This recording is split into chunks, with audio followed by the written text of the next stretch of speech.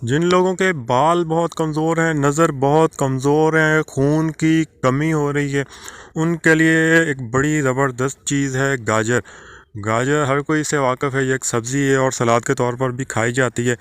पर यह है कि इसका अगर जूस इस्तेमाल किया जाए तो वो खून की कमी को दूर करता है, बालों को बहुत सेहतमंद बनाता है, स्किन में चमक पैदा करता है।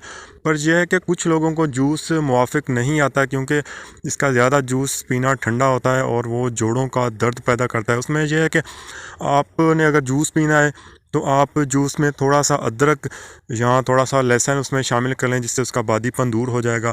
अगर जूस आपको नहीं मुवाफ़िक तो वो आपने दूसरा तरीका यह है कि आप कच्ची गाजर खाना शुरू कर दें, वो भी बहुत अच्छी चीज़ है।